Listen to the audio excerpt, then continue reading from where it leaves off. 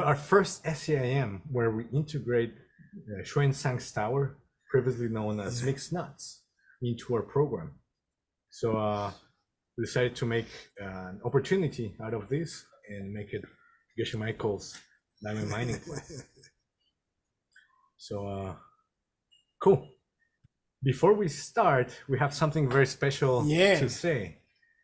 There's someone who's the major contributor to DCI. She's been doing an incredible work.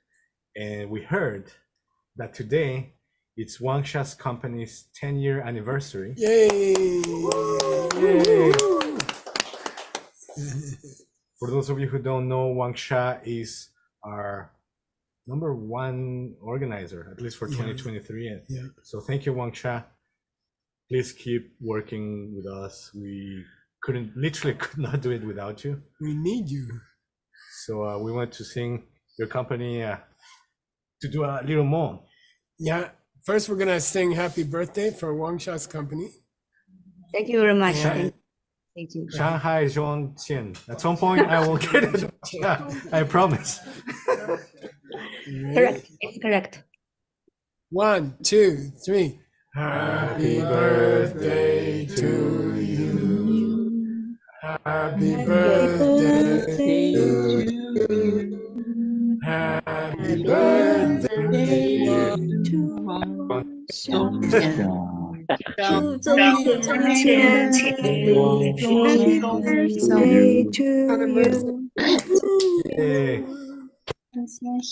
Wangsha, we're gonna do this prediction for your company, okay?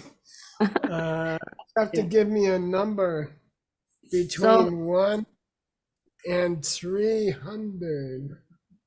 So today's 117. So I want to 117. 117?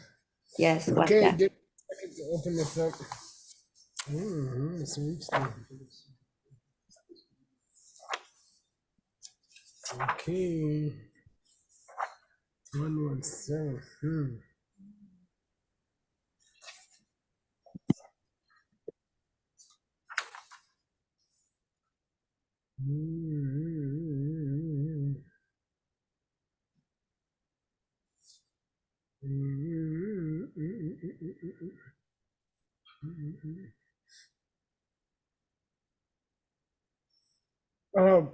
This is a famous teaching that was given by a major teacher from West China 600 years ago. And this teacher founded many monasteries. But in this case, they were careful to go to a place, a special place, and they taught normal people. They reached out to normal people. So this teacher was a very, very, very great philosopher, one of the greatest philosophers in history. And they made a point to travel out to the countryside and to give instruction to normal people, normally family people, business people. And it was one of the first times that somebody took this high philosophy and they brought it to the normal people, the business people and the family people. And I think that's a nice prediction that in the next 10 years, Wangsha's company will continue to bring deep wisdom from Asia, from 2,000 years of Asian culture, 2,000 years of classical Asian literature. And I think it's a good sign that Wangsha's company will continue to bring that wisdom into normal life, business life, family life, and bring the wisdom of Asia and China to people all over the world through their company. And that's a great birthday prediction. Yay! Yay. Thank you very much, Geshe and Seiji. This is a surprise to me. Thank you very much. And I will remember this. And I will doing this. Yay. Yeah, Thank happy you. birthday. Thank you again. I mean, because of you, because of your hard work, DCI Global is successful, and we really depend on you. And we're very, very grateful for you. Thank you. Yep. Yes, I appreciate you giving me this opportunity. Thank you. Yay. Okay. Seiji's gonna do some homework, I think. I don't know. We have a. Do you want to do this? Oh, let's do this too. All right. You want to do it, or you want Grandpa to do it? I can say. Okay, you do. Thing. You guys can see. Oops. So, one of the cool things that happened when we switched online was that we suddenly managed to quadruple our number of students, now 5 times. Yeah. Actually, the number of APs we have right now is the number of students we used to have ever, teacher trainees. So literally we went up 5-fold. But one of the things that happens when you do things online is you lose a little bit of that touch that we have between students. So Geshe Michael gave that task to Professor Xuanzang to do a student reunion at the end of this year. It's our very first one, and it's going to be awesome. Here's the flyer. You can see it here. And you want to say something, Nishi? Yeah. So, as you know, I went to Princeton University once a year. 26,000 of the former students of Princeton University. We go to the university and we have reunions together. And one thing is the parties. We have a big party for 3 days. Secondly, we listen.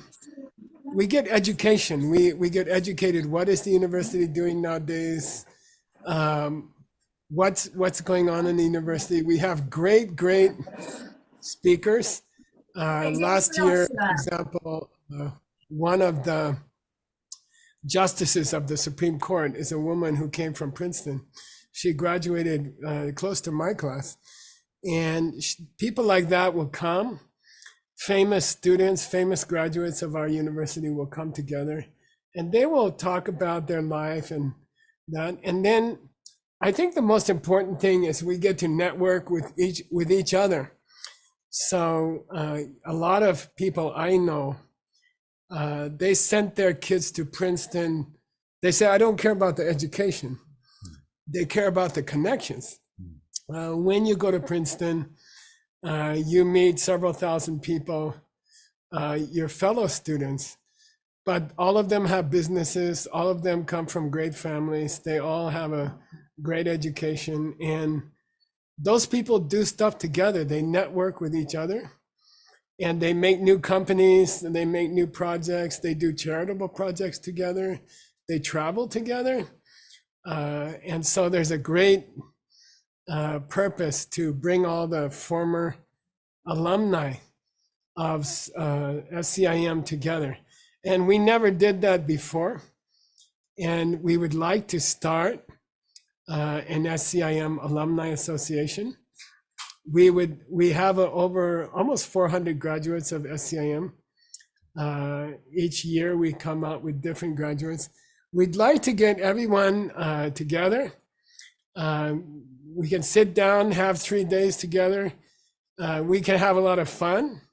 We can relax together. So we'll be coming to Kyoto. What's the date, Seiji? 7, 8, and 9. 7, 8, and 9 of December. I'm teaching many other courses and classes at that time. You're welcome to come to those also.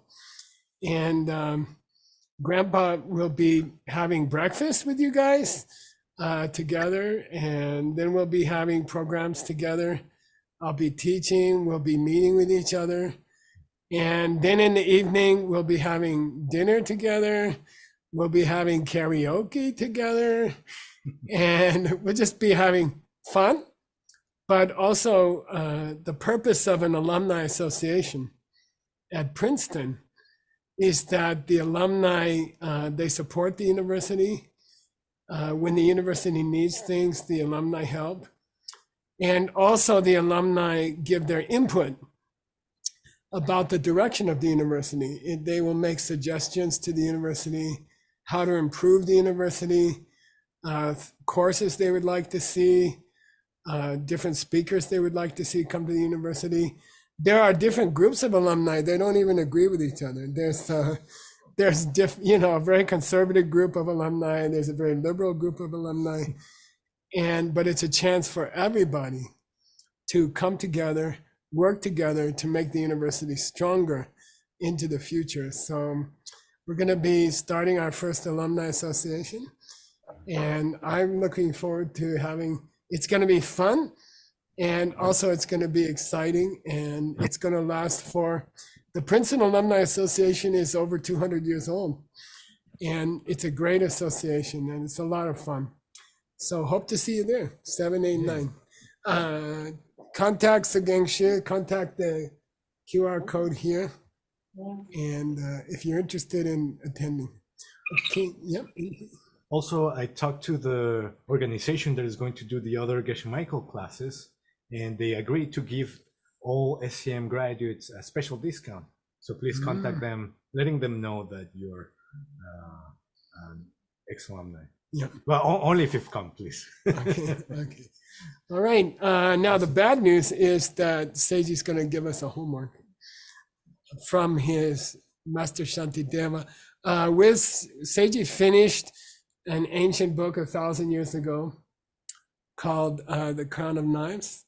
He finished that book. He's on his second book, which is called The Guide to the Spiritual Warrior's Way of Life.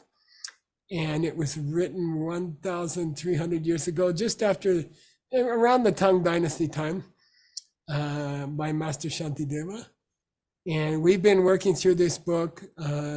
We've been studying the poetry of this book. And also we've been studying the Sanskrit of this book. So we're learning a new ancient language. And Seiji's going to give us his homework from the last class. Also, don't worry, this is not an SAM homework. You do not need to do anything extra. This is something we do in Mixed Nuts, that every class we reviewed what we saw before. So do not worry. This is not something extra you need to do. For 3 people had a heart attack. Yeah, I know. That's why. Yes. And the whole idea of us having this is another opportunity that you have of getting some ancient sources so that you can do your down mining. Yay. Anyway, so we're going to continue with, let's see, our homework last time. So last time we were checking Master Shantideva's biography. As you know, this is called A Guide to the Bodhisattva's Way of Life, or as we know it in DCI, A Guide to the Peacock Warrior's Way of Life. By the way, I found this, I generated this AI image, which I love. Peacock Warrior. Yeah.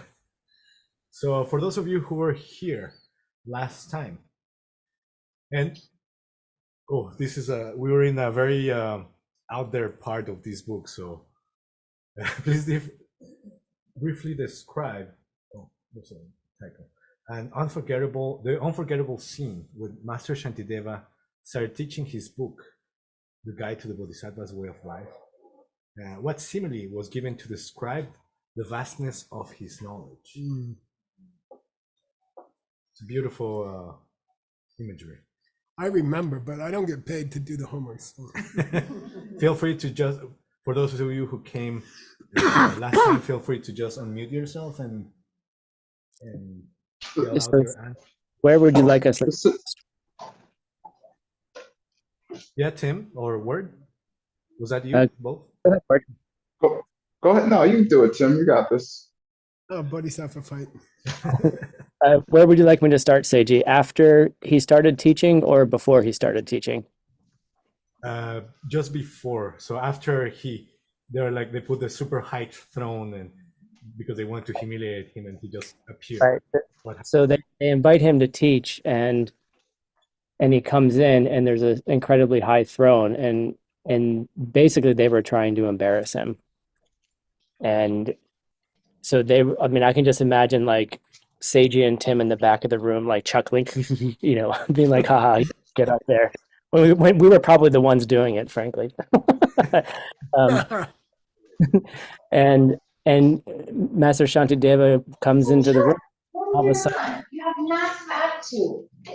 oh, someone else wants to tell a story too.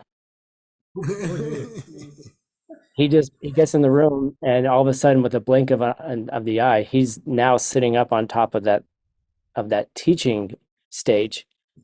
And it didn't seem like there was any way he could have gotten up there. So it was kind of like this magical moment that he's now up there. And Seiji and Tim were in the back being like, oh gosh, maybe we messed up. Right? And so Master Shantideva begins teaching. It's a beautiful, beautiful book. And then I believe when he got to the ninth chapter, ninth chapter, his teachings got so deep and so profound that he began to float up from the teaching stage and started to float away from the stage. And only those who had incredibly good seeds were able to hear him finish that chapter and even hear him teach the final chapter on emptiness, I believe.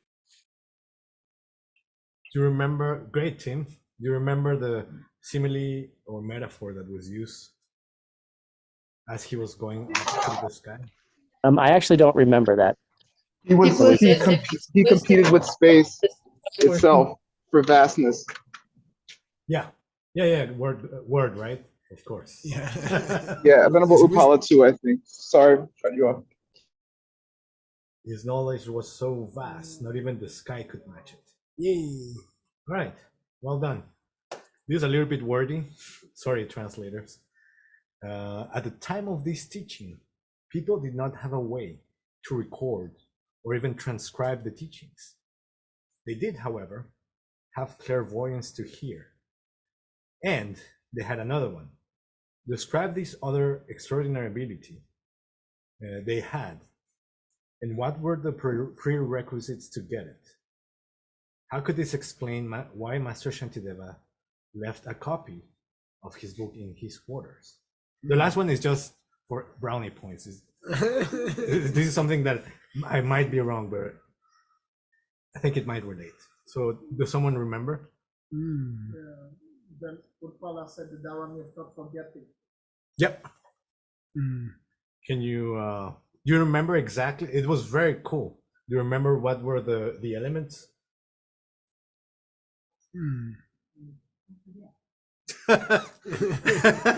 We don't have the darn. It had something to do with two. I don't know if anyone remembers. All right, I'll say it. So, among the audience, truly remarkable people, clairvoyance of hearing, and the power of not forgetting. This latter one refers to being able to take any type of teaching, whether it is open, secret, or a classical commentary, and only after reading it twice, they'd be able to remember perfectly both the words and the meaning, and never forget it again. And actually, we went to Nick's book, and it said that this ability was unique to those who have seen emptiness. So, yeah. Now, this is just conjecture, but how could this explain why Master Shantideva left a copy in his quarters? For the rest of us who couldn't remember it.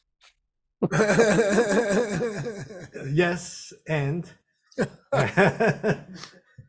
I was thinking, I might be wrong with this, but so I was thinking that this could be why he left that, because if people, I don't know exactly where it comes from that they need to do it twice. That makes sense. If they heard him teach once, they needed a second one to get it perfectly. Cool. You didn't say it in the book, but I was Makes thinking sense. maybe it could have been. Makes sense. Yeah. That in his wisdom, he left a copy so that no one could ever forget it. Nice. All right. Question number 3. What's an example of the emptiness of the teachings that sparked a debate among the audience from North and Central India? And what was the conclusion? Oh, yeah. How many chapters? Yeah, exactly. What did the North people say? I don't know. Someone said 9 and someone said 10, and then Master Shantisepa said, "By the way, there's 10." Perfect. Yeah, exactly. Yeah. Wow, Ward, you have a great photographic memory. We talked about the North people first, and those are the ones who said 9. Central India 10. Wow. Yeah. So basically, this happened. They said we need to get him. They got word that he was hanging out somewhere in South India. So they sent 2 people to go meet him, and he said to bring him back, and he said no, but I'll give you some personal advices on my books. And by the way, in my quarters near the rafters, I left a copy of the manuscript. After that, the biography went on to say that he spent his life doing pickup warrior activities. He even defeated, the very next thing was he went to a place to defeat a debater who was creating a lot of division in the land. So yeah, cool. Right, vocabulary. Nungpa Shepa. Buoyant. Yep. Who said that? Ben? Gibson. Recording in progress. Wow.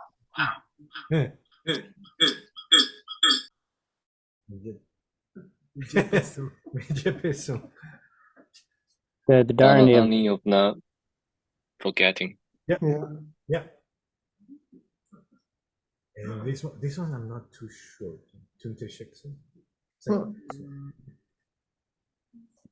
Is that when he flew away or something? I had while in the notes people could still hear. Yeah, while he flew away, I guess. That was in the notes that you put. Not sure. Done means past tense recited. Okay. He recited and he left. Yeah. Cool. All right. So that's it. That's pretty much it. Yay. All right. Let's get to the class. How do I show my screen? Steve, can you put now ME7? Okay.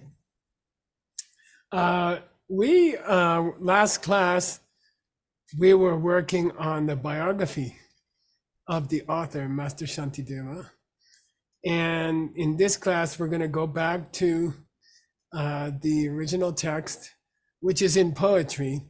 It is some of the most famous poetry of Asia in the last 2,500 years.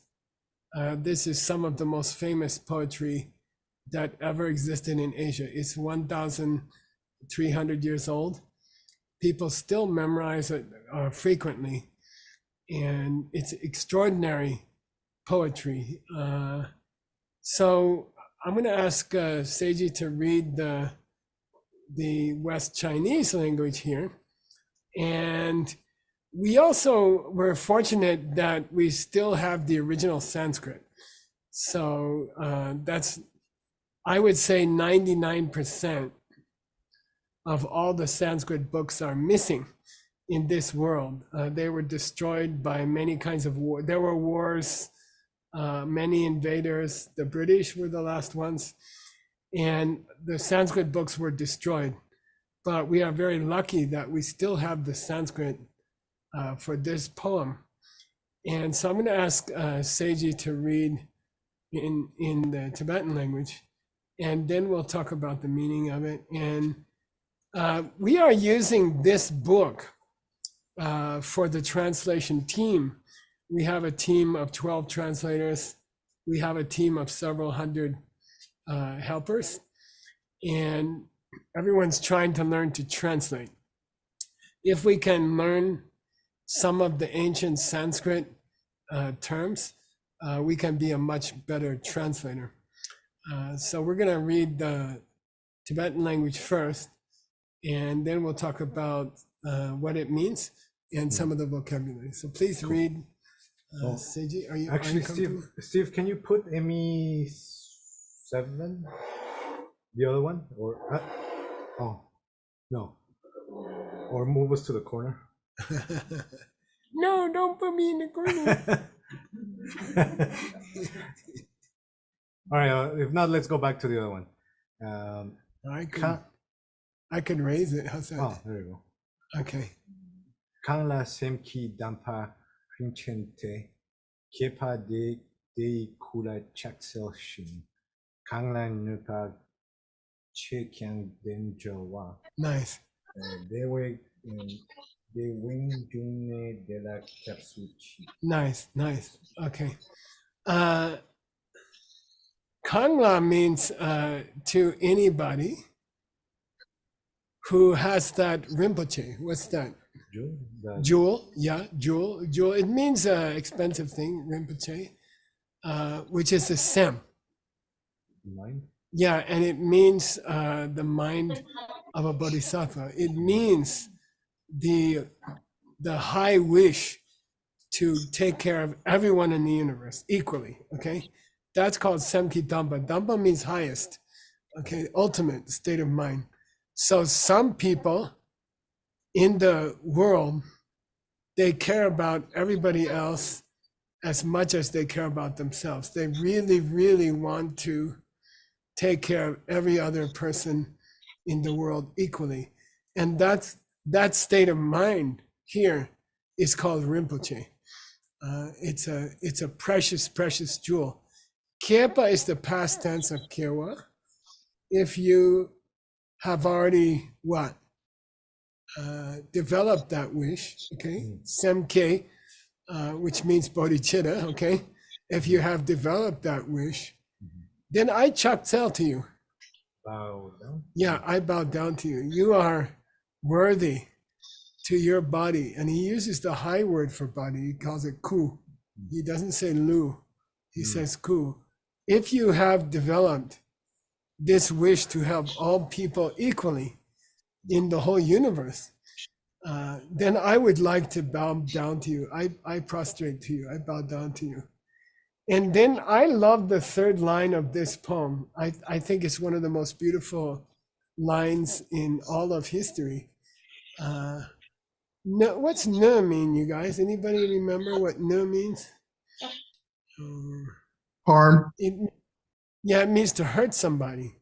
Okay, so Kangla means to you, Nopache, if someone tries to hurt you, you want to draw them to Dewa. You want to connect them to Dewa. Bliss. Sukha. Yeah, happiness. Okay.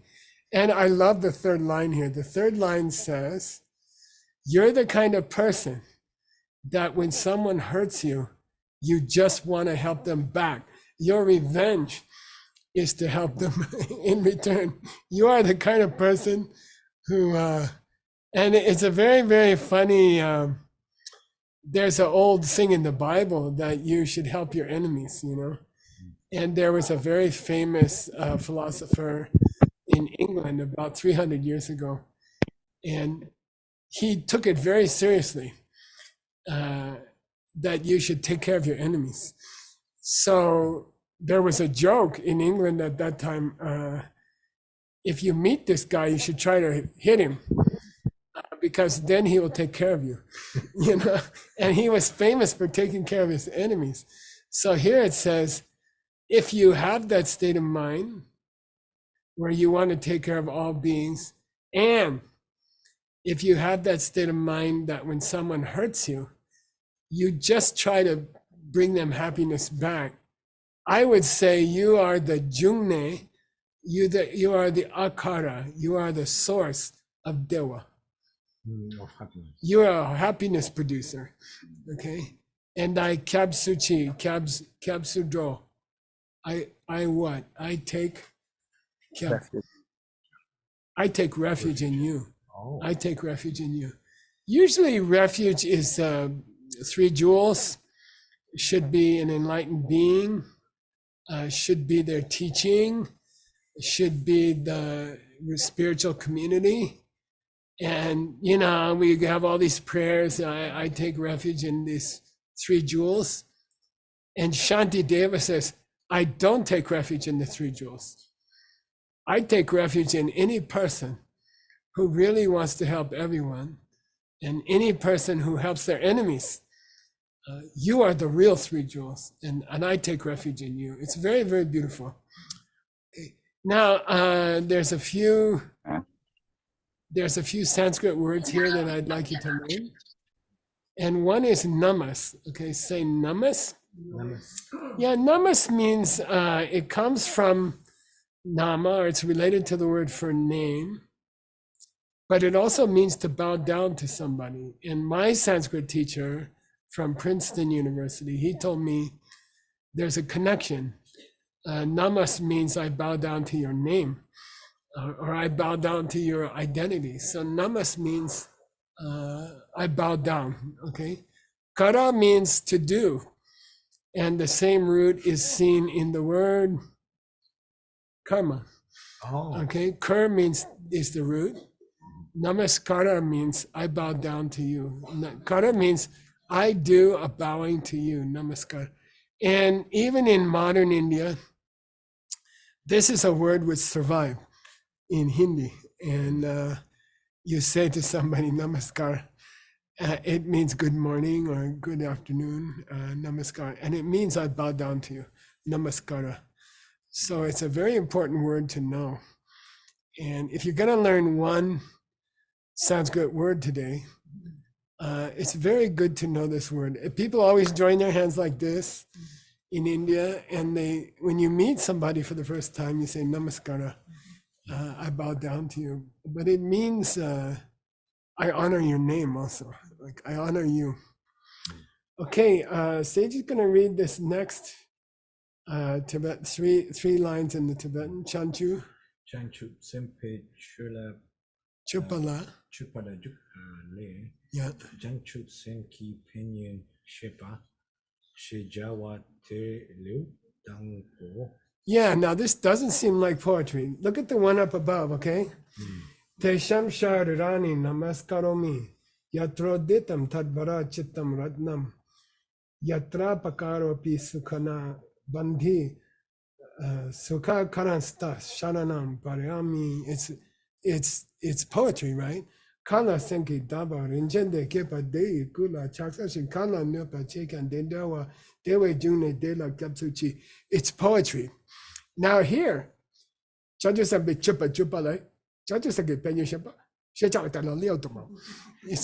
not poetry, something happened here. What happened here is that we reached the end of the first chapter. Oh. And this part here says, da-da-da, Seiji finished the first chapter, okay? And just by coincidence today, with our DCI Global SCIM students here, we finished the first chapter. There are 10 chapters, I think 12 chapters, and we have reached the end of the first chapter. Okay, Chanju Sembe Chupala Jupa means Bodhicharya Avatara, which means Bodhisattva Charya Avatara means what? The guide to the Bodhisattva's way of life. Yeah, and literally Avatara means let's get into these Bodhisattva activities. Let's learn how to do them ourselves, okay? So this book is called, how to be a Bodhisattva. This is a guide map, how to be a Bodhisattva. This first chapter is called The Pinions of Chanchukism.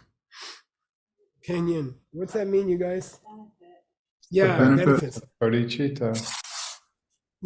What cool things are going to happen to you if you can get this attitude where you want to take care of everybody, and if someone hurts you, your response, your reaction is to help them back. And it's a very, very unusual model to carry through your life. And boy, you could do a lot of diamond mining here, if you had the habit of taking care of people who hurt you, you're going to lead an amazing life. You're going to have an amazing life, okay? Liu means chapter. Liu means chapter. Dumbo means first, okay? And he says, we're done with the first chapter, yay, okay? Now, you don't celebrate, you go to the second chapter. Okay. Did you say 12 chapters? Did I say 12 or 10? I don't remember. 10. The biography said 10. Let's say 10. Okay. Can you just read the name of the second chapter? Dikpa Shakpe Liu. Yeah. So Liu means chapter. And it's a translation of the Sanskrit word paricheda. And what's Dikpa? You guys? Bad deeds. Sorry.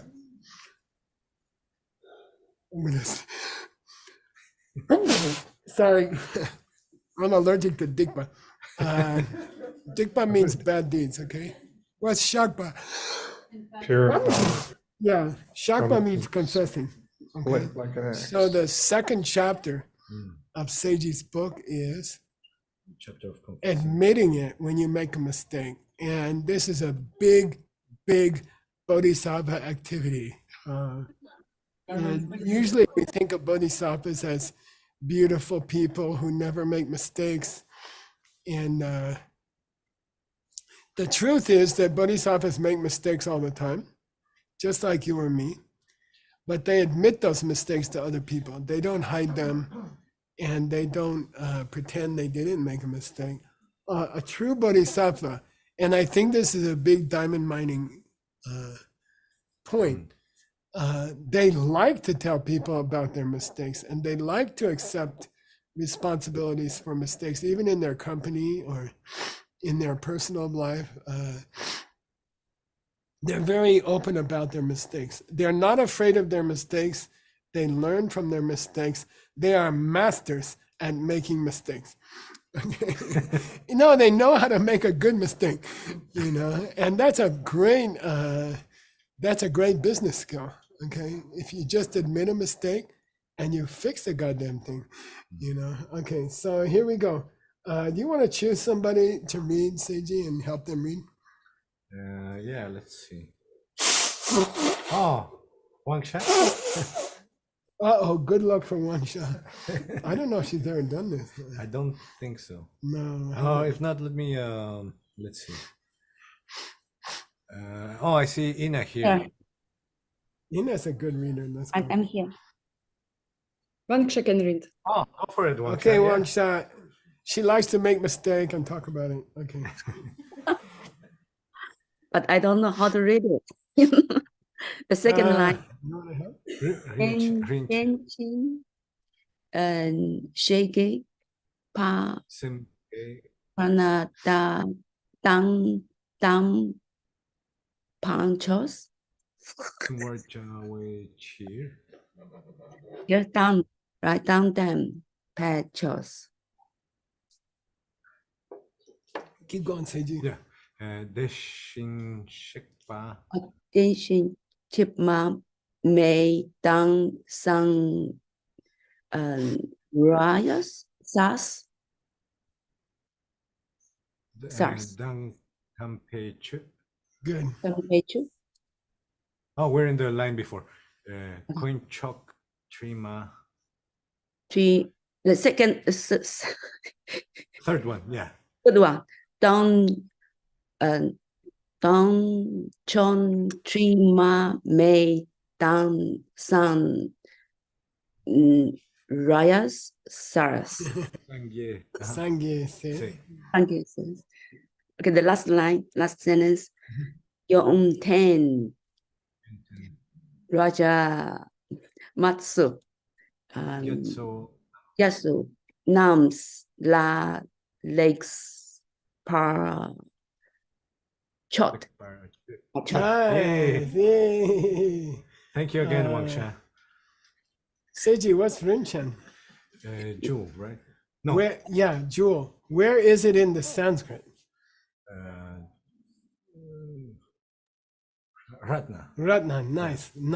Jewel. Ratna. Okay. Jewel. then what is the jewel? It's the Sem. The mind, the thought. Yeah, bodhicitta. Oh, The wish to help all living beings. That's the jewel here. Sunwa means I would like to keep it. It's the past tense of Zen. Okay, I would like to keep this state of mind. Okay, I would like to keep this state of mind. And that could be that he wants to make a commitment to this state of mind. Okay, I would like to keep this state of mind. Therefore, I'm going to chipa, the last word. Chipa.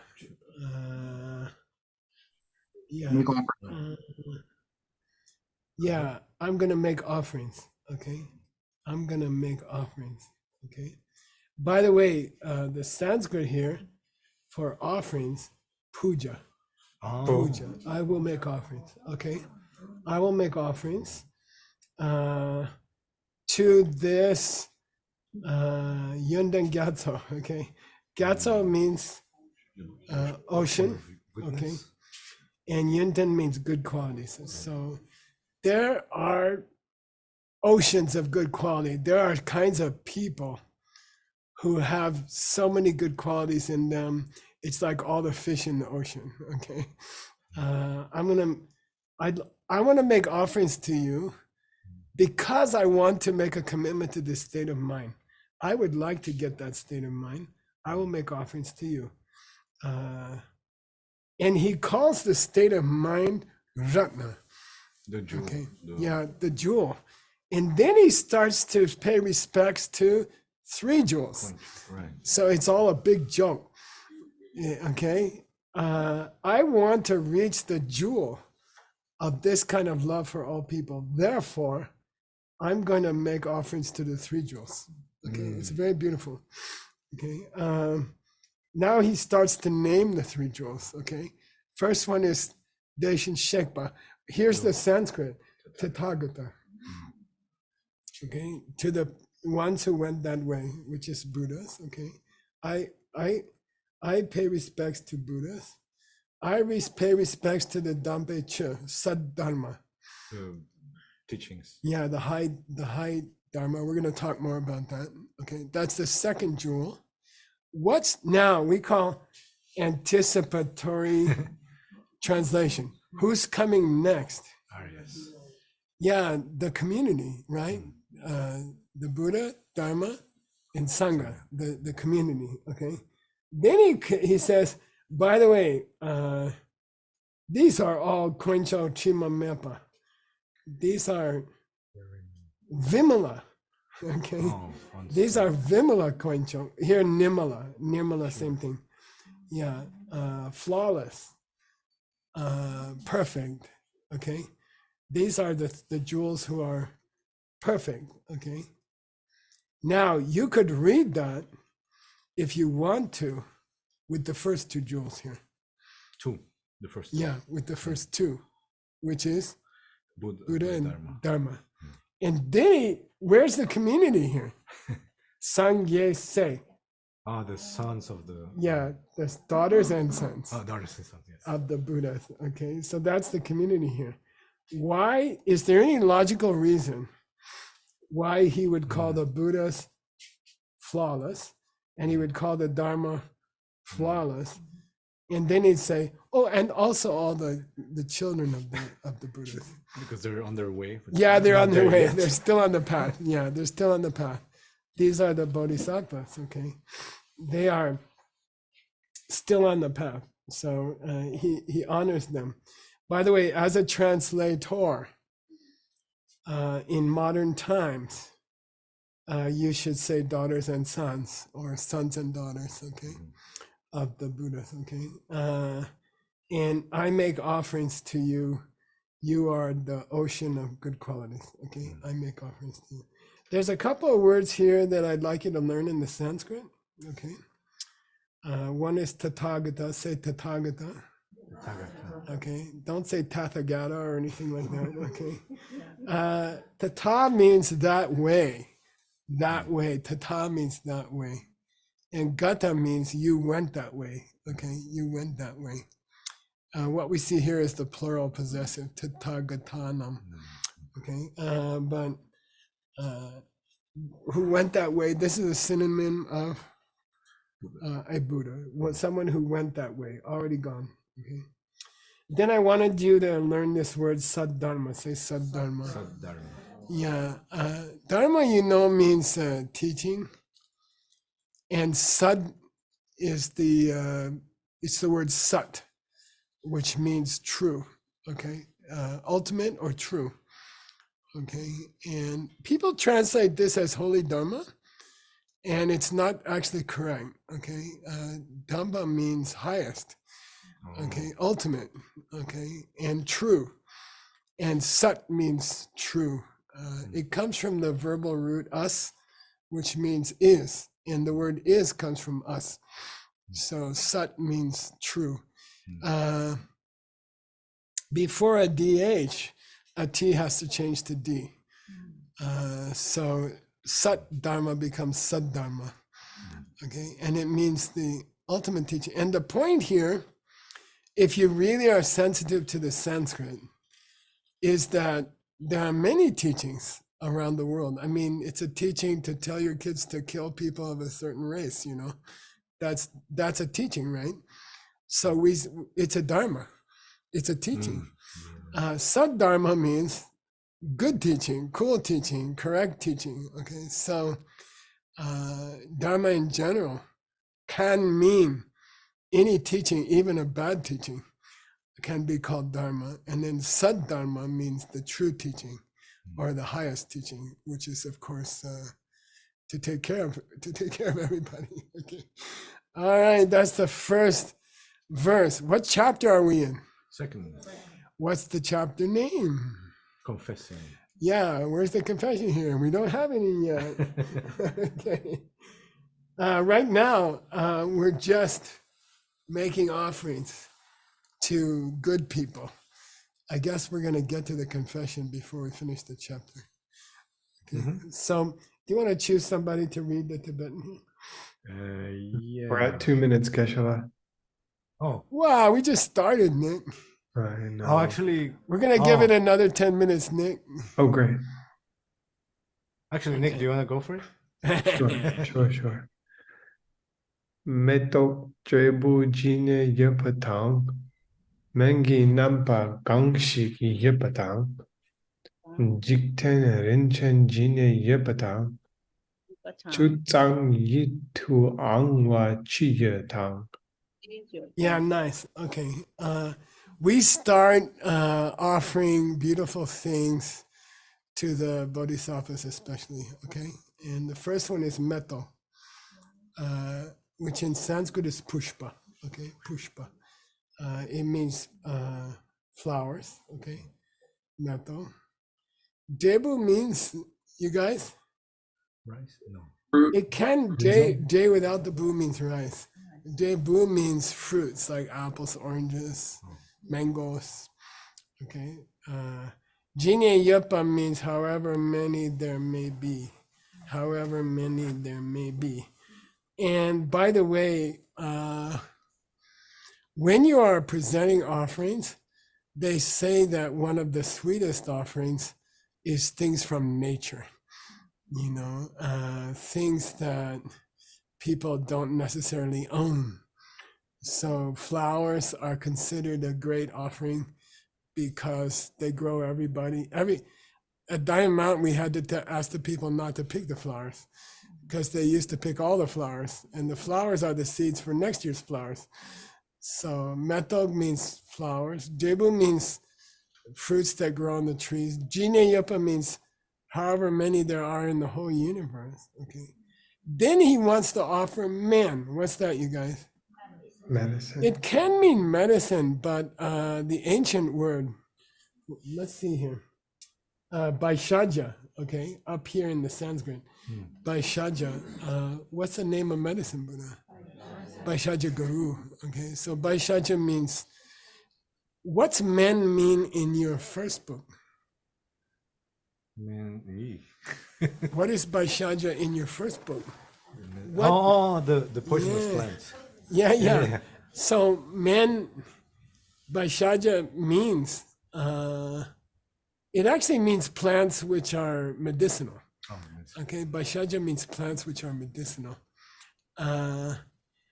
And when you're offering things to teachers or something, you would pick fragrant plants like mint or spearmint or kind of basil, yeah, rosemary.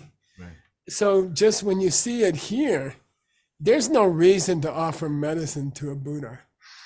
You see, this is Bhaishaja. We are offering Bhaishaja. Bhaishaja means fragrant, natural plants. Okay, I'm offering fragrant, natural plants.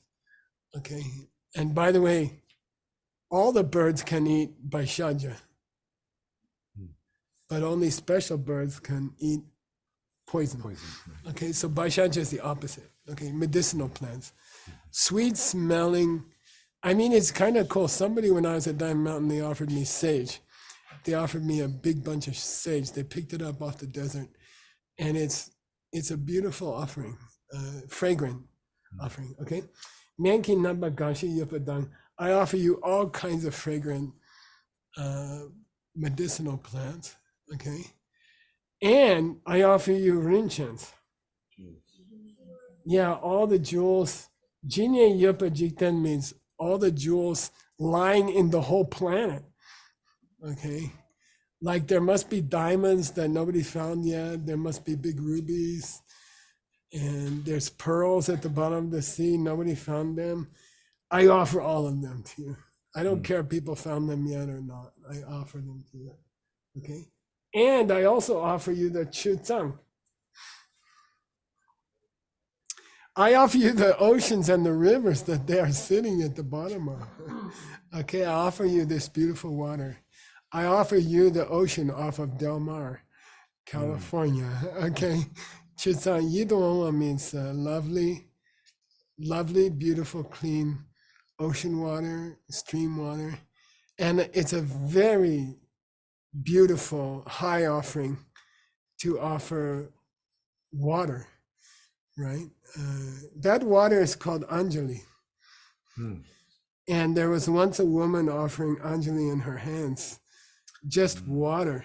And and a saint dropped in the middle, and he's called Patanjali.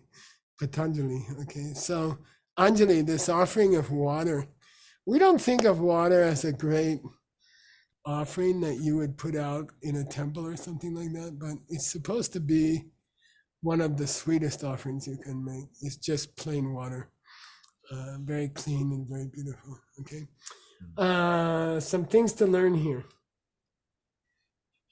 When you add ani to any noun, it becomes plural. Okay, so here we see pushpani and we see palani. Yeah, flowers and fruits. So Sanskrit is a very inflected language. Everything has an ending, and it's a very, very precise language. This is the neuter, short A ending, nominative, plural. Okay, and so if you learn the endings, Sanskrit is extremely precise, and so this means I offer you all the flowers and I offer you all the fruits. Okay, and neuter. All words in Sanskrit are either male, female, or neuter. Okay, all nouns are either male, female, or neuter, in between. Okay, and the words for flower and the words for fruit, they happen to be neuter words, so they will take the plural ending ani, and that's something we should learn. Okay, all right. Let's try to. We have a few minutes. Why don't we pick somebody to read the next one? Oh, what about Gibson? Gibson, yay! 林泉 River 团你提醒图，我操杀出隐形娘家堂，军心没多，建设本巴堂，心康切上 Yakatupa Nice reading, Gibson. Thank you. Rinchen again. More jewels. Yeah, Jules. Ri means a mountain. Okay, Riwo means a mountain.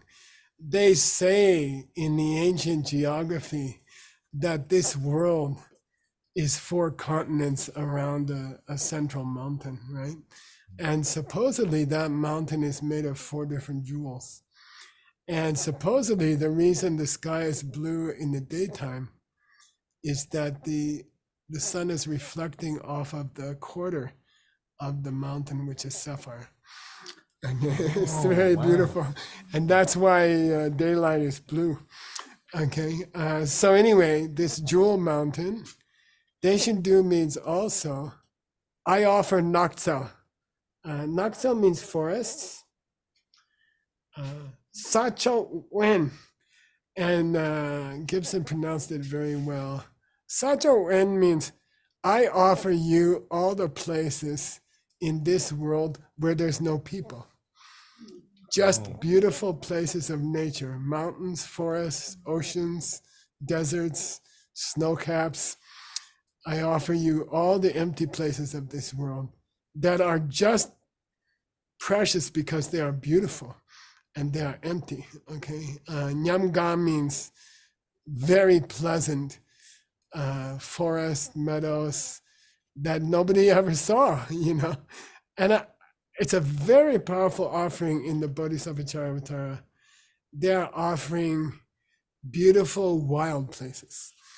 And the point is, nobody owns them, okay? I offer you all the beautiful stuff in this world that has no owner. There's no deed, there's no town, there's no borders, there's no boundaries. I offer you all the wild beautiful of the stars, of the planets. I offer you the free beauty. And there's a special power of offering free beauty. Jinxing means all the trees. Meto means all the flowers. Gente Pumba means piled with jewels. So there's a tradition that some trees can grow emeralds. There's trees that grow rubies. There's trees that grow sapphires. Trees that are piled with jewels. Shinkang Jesang Yelka. Yelka means the branches of those trees. Dupa means they are bent over from the weight of the jewels. Okay, they're about to break. Dupa means bend over. And I offer you, Xing means those trees. Jesang means they are bent over with jewels and bananas and oranges and apples and flowers. And in other words, in this line, you are offering to the universe all the free beauty of the universe, okay? And it's a very beautiful offering. Something you could learn here is the word Druma, which means Xing, tree, okay? The word in the Sanskrit here is right here in the second line. Druma means tree, okay? And DRU is a root that means firm. The word dharma comes from that. The word tree comes from that. The word true comes from that. Sanskrit is the mother of all Western languages from Iceland to Iran. And Druma means truth and tree. And trees in ancient times were the most solid thing and living thing. You could lean on them, you could hit them, they wouldn't fall down. So Druma became a word that represents truth. So Dharma comes from that, true comes from that, tree comes from that. All of those 3 words are related linguistically, okay? Kalpa Druma means wishing tree. And the reason I wrote it here is that we're gonna go into wishing trees in our next class. We're gonna talk about wishing trees. Kalpa means to have a dream or a wish, and it means to hold an idea in your mind. And the English word halter, like a halter top for a lady's top, it has a string around the top and it holds up the blouse. or a halter on an animal is comes from kalpa, okay, to hold a thought, okay.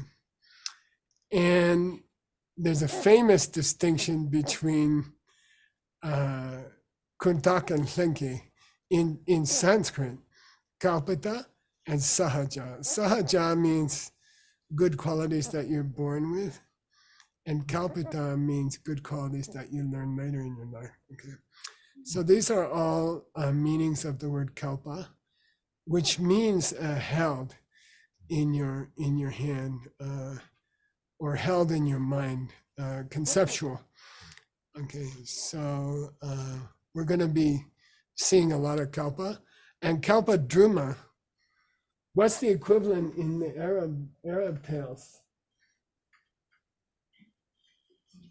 Aladdin's lamp. Okay, if you want to say wishing lamp, or Aladdin's lamp, the Sanskrit is kalpadruma. Okay, and that's a tree, and you walk up to the tree and you say, I'd like to have a Tesla model ZZ3, and a Tesla drops off the tree and you drive it home. Okay, that's a real kalpadruma. Okay, now the attitude that I would like to take care of all people, and the attitude that I would like to help even those who hurt me, is kalpadruma. That's the point. The wish-giving tree, the Aladdin's lamp, is bodhicitta. It's the attitude that I care about all people. I will take care of all people, even those who hurt me, especially those who hurt me. Okay, and that attitude is a wish-giving tree. That attitude will give you anything you want. It's like the 4 steps in DCI. All right, we're gonna stop there, you guys. Thank you. And Seiji's gonna translate this book. And let's see where we go. Anything else for your kids? Thank you very much. Sorry, we this break is going to be a little bit shorter. 30 minutes, 27 minutes. So see you soon in our creativity clutch. Get ready, because we're going to get the difficult questions. Okay, see you guys. Can I ask a quick question about the Sanskrit? Yes. Kalpita, is that inborn or is that learned? Oh, kalpita means conceptualized, which means learned. Okay. And sahaja means innate or ingrown. Yeah. Okay. Thank you. Okay, see you guys. Bye. Thank you, Geshe-la. Thank you. Thank you. Thank you. Good night, everybody.